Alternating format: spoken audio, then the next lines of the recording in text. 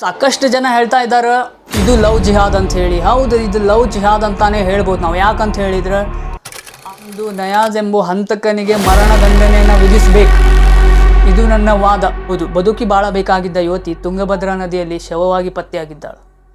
So Hindu ಯುವತಿಯರನ್ನು ಇವರು target ಮಾಡ್ತಿದ್ದಾರೆ ಅಂತ ಹೇಳಿ ಎಲ್ಲೋ ಬಹಳಷ್ಟು ಜನರು ಹೇಳ್ತಾ ಇದ್ದಾರೆ. ಇದು ಲವ್ ಜಿಹಾದ್ ಅಂತ ಹೇಳಿನೂ ಸಹ ಹೇಳ್ತಾ ಇದ್ದಾರೆ.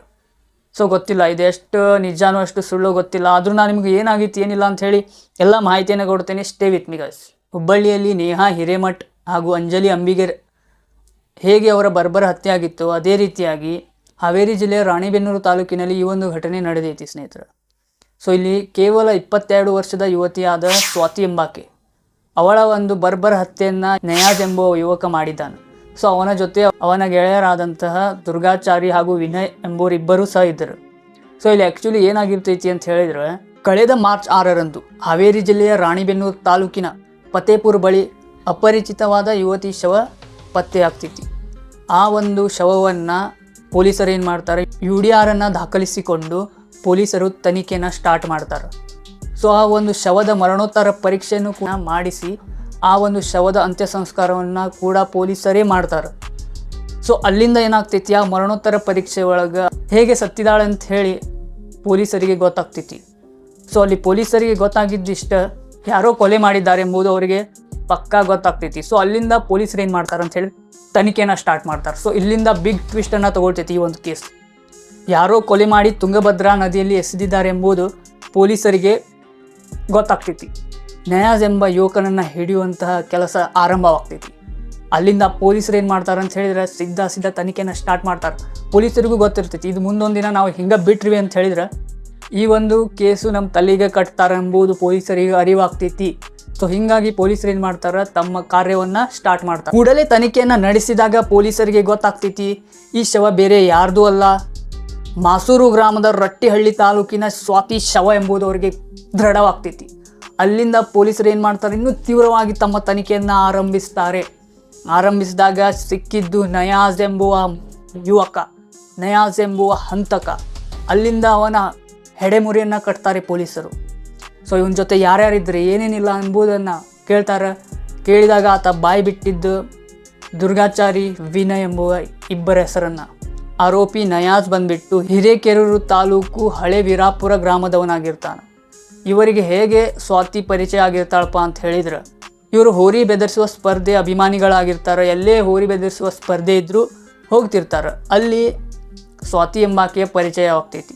ಸ್ವಾತಿಗೂ ಕೂಡ ಅಷ್ಟೇ ಹೋರಿ ಬೆದರಿಸುವ ಸ್ಪರ್ಧೆ ಭಾಳ ಅಂದ್ರೆ ಭಾಳ ಹುಚ್ಚಿರ್ತೈತಿ, ಕ್ರೇಜ್ ಇರ್ತೈತಿ.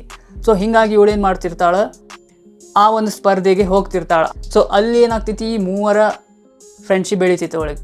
ಸೊ ಇದರಲ್ಲಿ ಒಬ್ಬ ನಯಾಜ್ ಎಂಬ ಹಂತಕ ಇದನ್ನಲ್ಲ, ಅವನ ಮೇಲೆ ಮನಸ್ಸಾಗ್ತೈತಿ. ಸೊ ಇಬ್ಬರು ಪರಸ್ಪರ ಪ್ರೀತಿಸ್ತಾರೆ. ನಯಾಜ್ ಏನಿರ್ತಾನೋ ಇವನಿಗೆ ತಮ್ಮ ಧರ್ಮದ ಯುವತಿಯನ್ನು ಬಿಟ್ಟು ಬೇರೆ ಧರ್ಮದ ಯುವತಿಯನ್ನು ಮದುವೆ ಆಗೋದು ಇಷ್ಟ ಇರೋದಿಲ್ಲ. ಸೊ ಹೀಗಾಗಿ ಆತ ಏನು ಮಾಡ್ತಾನಪ್ಪ ಅಂತ ಹೇಳಿದ್ರೆ ಅವಳನ್ನು ಹತ್ಯೆಗೈತಾನೆ. ಸೊ ಅವಳಿಗೆ ತಿಳಿಸಿ ಹೇಳ್ತಾನವ ಏನಂತ ಹೇಳಿ, ಇಲ್ಲ ನಾ ಬೇರೆ ಯುವತಿಯನ್ನು ಮದುವೆ ಆಗ್ತಾ ಇದ್ದೇನೆ ಅಂತ ಹೇಳ್ತಾನೆ. ಸೊ ಆದರೂ ಸ್ವಾತಿ ಏನು ಮಾಡ್ತಾಳೆ, ವಿರೋಧಿಸ್ತಾಳೆ. ಇಲ್ಲ, ನಾನು ನಿನ್ನನ್ನು ಇಷ್ಟಪಟ್ಟಿದ್ದೇನೆ, ನೀನು ನಂಗೆ ಬೇಕು, ನಾನು ನಿನ್ನ ಬಿಟ್ಟು ಇರೋದಿಲ್ಲ ಅಂತ ಹೇಳ್ತಾಳೆ. ಖಡಾಖಂಡಿತವಾಗಿ ಆ ಒಂದು ಮದುವೆಗೆ ವಿರೋಧಿಸ್ತಾಳೆ. ಸೊ ಇದು ನಯಾಜ್ಗೆ ಇರಿಟೇಟ್ ಆಗ್ತಿರ್ತೈತಿ. ಸೊ ಆತ ಬೇಸತ್ತು ಹೋಗ್ತಾನೆ ಅವಳ ಕರೆಗೆ, ಅವಳ ಈ ಒಂದು ಹೋರಾಟಕ್ಕೆ ಏನು ಮಾಡ್ತಾನವ, ಬೇಸತ್ತು ಬೆಂದು ಹೋಗಿರ್ತಾನೆ. ಸೊ ಹೀಗಾಗಿ ಆತ ಒಂದು ನಿರ್ಧಾರವನ್ನು ಮಾಡ್ತಾನೆ. ಸೊ ಈ ಒಂದು ವಿಚಾರವನ್ನು ಆತ ತನ್ನ ಸ್ನೇಹಿತರಾದಂತಹ ವಿನಯ್ ಹಾಗೂ ದುರ್ಗಾಚಾರಿಗೂ ಹೇಳ್ತಾನೆ, ಇವಳು ನನಗೆ ಈ ಥರ ಟಾರ್ಚರ್ ಮಾಡತ್ತಾಳೆ, ಸೊ ಏನು ಮಾಡೋಣ ಅಂಥೇಳಿ. ಸೊ ಗೆಳೆಯರು ಮೂವರು ಸೇರಿ ಏನು ಮಾಡ್ತಾರೆ, ಬಾಡಿಗೆ ಒಂದು ಕಾರನ್ನು ಬುಕ್ ಮಾಡ್ತಾರೆ.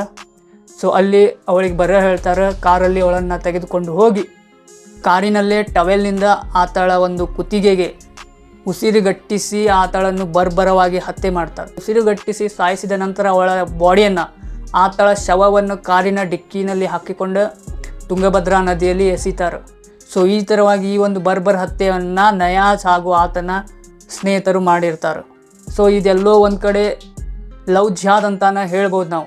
ಯಾಕಂತ ಹೇಳಿದ್ರೆ ಆತನಿಗೆ ನಯಾಜ್ನಿಗೆ ಅವಳನ್ನು ಮದುವೆ ಆಗುವ ಇಂಟೆನ್ಷನ್ ಇಲ್ಲ ಆಗಿತ್ತಂತ ಹೇಳಿದರೆ ಅವಳನ್ನು ಯಾಕೆ ಪ್ರೀತಿಸಿ ಮೋಸ ಮಾಡಬೇಕಾಗಿತ್ತು, ಇದು ನಮ್ಮ ವಾದ. ಆ ಒಂದು ನಯಾಜ್ ಎಂಬ ಹಂತಕನಿಗೆ ಮರಣದಂಡನೆಯನ್ನು ವಿಧಿಸಬೇಕು. ಸೊ ಯಾರೆಲ್ಲ ಹೋರಾಟಕ್ಕೆ ಬರ್ತೀರಿ ಬರ್ರಿ. ಸೊ ಆತನಿಗೆ ಮರಣದಂಡನೆಯನ್ನು ವಿಧಿಸಬೇಕು. ಸೊ ಗಾಯ್ಸ್, ಇದಿಷ್ಟು ಇವತ್ತಿನ ಸುದ್ದಿ ಆಗಿತ್ತು. ಇನ್ನು ನಾವು ಸೌಜನ್ಯ ಪ್ರಕರಣದ ಬಗ್ಗೆ ನಾನು ನಿಮ್ಗೆ ಇನ್ನಷ್ಟು ತಿಳಿಸ್ಕೊಡ್ತಾ ಹೋಗ್ತೀನಿ. ನೆಕ್ಸ್ಟ್ ವಿಡಿಯೋ ಅದರ ಬಗ್ಗೆನೇ ಐತಿ. So stay with me, we will fight together. Thank you guys, thank you so much. Bye bye, take care, love you all.